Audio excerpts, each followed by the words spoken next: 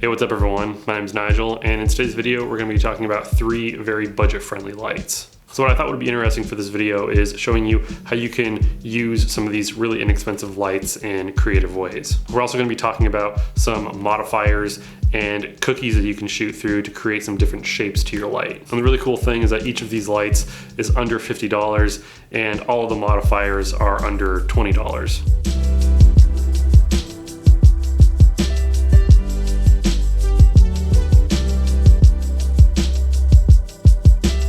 Let's talk a little bit about this scene that I have going on right now. I have the Luxceo wand light behind me, which I use that a lot and it helps create a little bit of an edge light here. It's not doing that much right now, but what's really cool is that you can turn the intensity up with a little remote. So I'm gonna turn that up right now. What that's gonna do is create even more of an edge light here on my shoulder and the side of my head.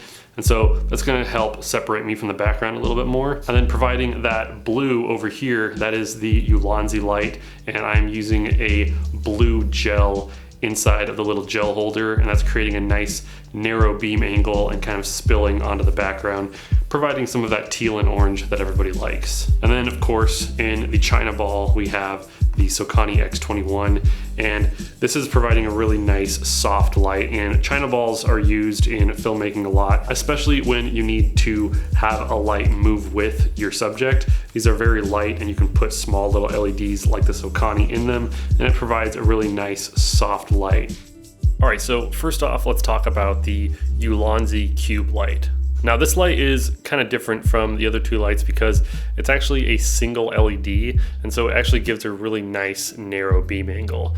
And right now I'm actually using it to light myself. So I have it shooting through a 5-in-1 deflector, and that's what's giving me a nice soft light on my face. So you could use it in this situation, and even though this can work, I feel like this light really shines when you put it in a situation where it needs to beam through something or beam directly on to something. And so this light is something that I actually use a lot as a hair light. But another really cool thing about this little Ulanzi cube light is that it has a filter holder, and you can put a bunch of different gel filters in front of it to change the color of your light, which is actually pretty cool. For around 40 bucks, this light I think is a really good deal. It obviously kind of looks really similar to a very popular light called the Lume Cube. So this is basically just kind of like a cheap alternative to the Lume Cube. So another really cool thing about this Ulanzi light is that because it has such a narrow beam angle, it's really easy to shoot it through things. So you can create some different looks in the back of your shot with cookies, or in my case, I just got a cheap piece of foam core at the dollar store. It doesn't look great, but it's something, and you can create a little bit of texture in the background using light with this little Ulanzi cube light, which I think is pretty cool. And you don't have to do slats like I did. You can go and buy foam core and, you know, make any kind of shapes you want. Just helps add a little bit of texture to the background and just, you know, create some visual interest too. So that's pretty rad.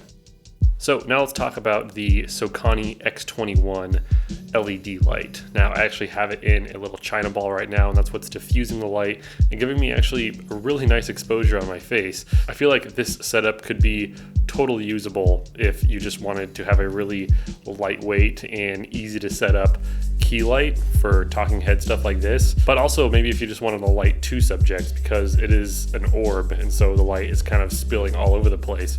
But as you can see, it's wrapping around my face really nicely and creating a really nice soft light. Obviously there are a bunch of other ways that you can use the Sokoni X21, but I've just found that diffusing it in this paper lantern is just a really quick and easy way to get a nice soft light, and it gives kind of a unique light too, because it's spilling all over the place, and so it's creating this orb of light, and it just kind of falls on your face differently than, you know, maybe a softbox or an umbrella would, which I think is kind of cool. But yeah, this light comes in under $50, and what I really like about this light as well is that it's got a really nice color reproduction. It's got a nice high CRI of, I believe it's 95 plus, I'm not 100% sure, but it gives a really nice daylight balanced 5600 Kelvin light that I haven't found to have any weird green or magenta tint, at least not enough for me to get frustrated with it.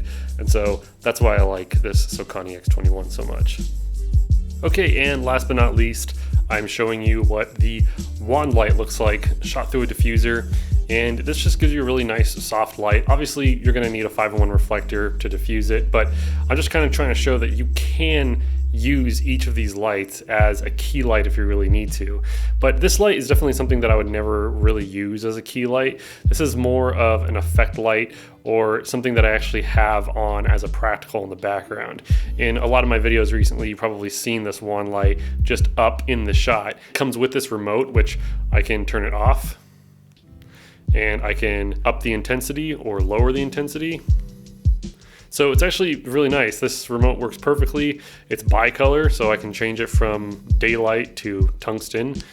And yeah, I can't really say anything else about this. It's a micro USB, I believe, so it's not USB Type-C, which is one thing that I don't really like that much. It does have a 1/4-20 mount on the bottom, which is nice. This is the one light that I would probably not suggest using as a key light, because even though it does work, as you can see, it's just not super practical. In fact, I don't think any of the lights that I've been talking about are the most practical key light solutions, but they all can be used as a key light, and that's just something that I was trying to demonstrate. I feel like this wand light is really good for on-the-go lighting, or even just a practical light on in the background that you can see, because it's easy to just kind of hide somewhere and people don't really think twice about it. And the Ulanzi light, I think, is just a really good, very spotty directional light that you can use for a lot of different things.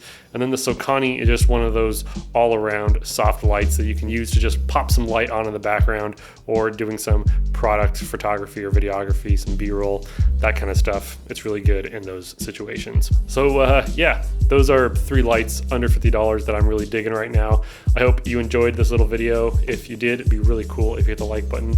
And if you'd like to see more of my videos, you can click on either side of my face. As always, thank you so much for watching, and I'll see you next time. Later.